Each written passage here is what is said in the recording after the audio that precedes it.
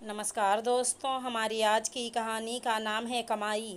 बहू, कल और परसों 2 दिन तुम्हारी छुट्टी रहेगी, तो आज रात को ही मूंग और उड़द की दाल भिगो दें। कल मैं तुम्हें मसाला और सादा बड़ी बनाना सिखाऊंगी। हाँ ठीक है माँ जी, भिगो देती हूँ। अरे, क्या आप भी जब देखो तब वहीं बड़ी पापड़ अचार बनाने के पीछे लगी रहती हैं? और क्या ये सब बहू बनाएगी? अरे, वो नौकरी करती है तो आपके जैसी चूल्हा चौका संभालने और टीवी सीरियल देखने वाली गृहिणी नहीं बनेगी। और हाँ, उसके पापा ने उसे भी पढ़ाया लिखाया है। आपके पिताजी के जैसे नहीं, बेटे को पढ़ा दिया और बेटी को छोड़ दिया। छोड़ दो बहू, कोई ज़रूरत नहीं है। पति ने बहू के सामने जब यह बातें कही तो रागिनी जी को बहुत शर्म हुआ और चेहरा उतर गया। फिर एक ज़बरदस्ती का मुस्कान चेहरे पर लाते हुए कहा, अरे बहू, नौकरी करती है तो क्या हुआ? घर गृहस्थी के काम आना सीखना भी ज़रूरी है। कोई ज़रूरी नहीं है। जो चीज़ तुम सिखाओगी वो मार्केट में बहुत मिलता है।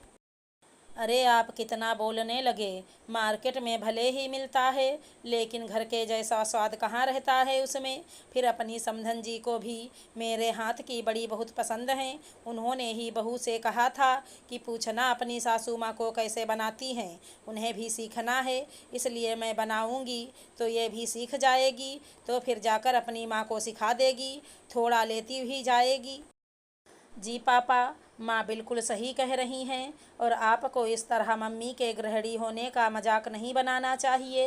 गृहिणी भी किसी से कम नहीं होती, वे भी बहुत कुछ करती हैं और किया भी है। हाँ बहू, तुम्हारा कहना सही है, लेकिन कितने प्रतिशत गृहिणियाँ करती हैं, आगे बढ़ती हैं, जो भी हम देखते हैं या सुनते हैं। बस कहानियों, टीवी सीरियलों और फिल्मों में हकीकत में ना के बराबर हैं।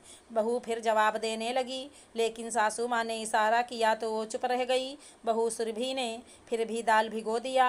अगले दिन पीस कर वो सास के साथ बड़े मन से बड़ी बनाना सीखने लगी। एक बात कहूँ माँ, पापा जी का इस तरह बोलना मुझे बिल्कुल भी अच्छा नहीं लगा। उन्हें इस तरह एक गृहिणी और उसके हुनर का मजाक नहीं बनाना चाहिए। अरे जाने दो बेटा, इनकी आज की आदत नहीं, जब मैं ब्याह कर आई तभी से हैं। मेरे पापा ने दोनों भाइयों को शहर भेजा पढ़ने के लिए, पर मुझे नहीं भेजा। नज़दीक में कॉलेज नहीं था और दूसरे शहर भेजना उन्हें ठीक नहीं लगा, इसलिए मैं आगे नहीं पढ़ पाई। बस इसीलिए मुझे ये हमेशा सुनाते रहते हैं। ससुराल में भी बड़ी बहू थी, घर के सारे काम और सबको संभालने की जिम्मेदारी मेरे ऊपर ही आ गई।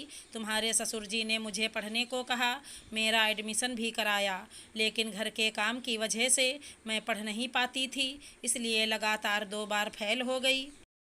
तब मैंने पढ़ाई छोड़ दी। इनके भाई की पत्नी नौकरी करती है, सिर्फ मैं ही गृहिणी रह गई। अब तो मैं उनकी बातों पर ध्यान नहीं देती, बोलकर खुद ही चुप हो जाते हैं। चलो तुम आज ये बनाना सीख लो, अगले सप्ताह आम और कटहल के अचार बनाना सिखाऊंगी। वो भी थोड़ा अपनी माँ के लिए लेती जाना, और कैसे बनाते हैं बता देना। जी ठीक है माँ जी। कुछ दिनों बाद बहू मायके गई, साथ में माँ के लिए अचार बड़ी भी लेकर गई। हफ्ते भर बाद जब वो वापस आई तो उसने सास के हाथ में 200 रुपये थमाते हुए बोली, माँ जी यह लीजिए आपके पैसे। कैसे पैसे बहू? माँ जी, ये आपके हुनर की कमाई है। ये क्या कह रही हो बेटा, मैं समझी नहीं। माँ जी, आपने जो अचार और बड़ी दिया उसे मेरी मम्मी ने अपनी पड़ोसन को भी चखाया।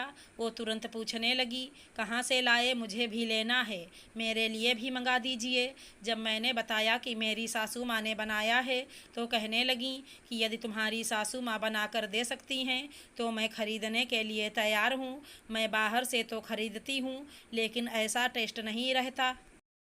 तभी मेरे दिमाग में एक बात कौंधी, तो मैंने तुरंत उसमें से थोड़ा थोड़ा बेच दिया। बस उसी के पैसे हैं। उन्हें बहुत अच्छा लगा और भी आर्डर दिया है, आप बनाएंगी?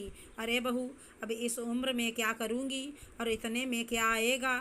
हाँ माँ, 200 रुपये में ज़्यादा कुछ नहीं आएगा, लेकिन यह आपकी कमाई है। इससे अपने लिए कुछ खरीदिए अपनी पसंद का, फिर देखिए कितनी खुशी होती है। फिर सीखने और काम करने की कोई उम्र नहीं होती।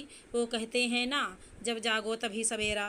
तो बस यही समझिए, आप थोड़ी मेहनत करेंगी तो इस 2 के आगे 2 जीरो से 4 जीरो होने में देर नहीं लगेगी। आप काम तो शुरू कीजिए, समय निकाल कर मैं भी आपकी मदद करूँगी।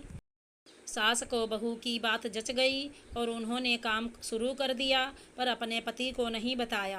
कुछ ही महीनों में सब उन्हें बड़ी अचार पापड़ वाली चाची के नाम से जानने लगे।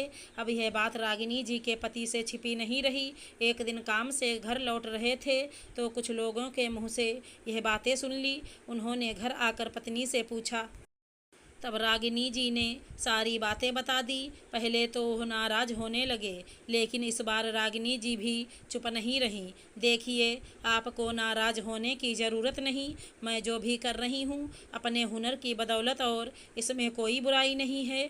अब मुझे पता चल गया कि मेरे हुनर में कितनी ताकत है। इससे ना सिर्फ मैं अपनी कमाई कर सकती हूँ, बल्कि इसके साथ मुझे नाम और पहचान भी मिलेगी। तो आपको इस तरह नाराज होने की ज़रूरत नहीं। हाँ पापा, माँ सही कह रही हैं। आपको तो खुश होना चाहिए। अब वो निरुत्तर हो गए। 1 साल के अंदर ही रागिनी जी ने अपना बिजनेस और बढ़ा लिया, साथ में और भी महिलाओं को जोड़ लिया। आज वो अपने हुनर की बदौलत कमाई के साथ अपना नाम और पहचान भी बना लिया है। अगर हमारी कहानी पसंद आई हो तो चैनल को लाइक शेयर सब्सक्राइब करें। राधे राधे दोस्तों।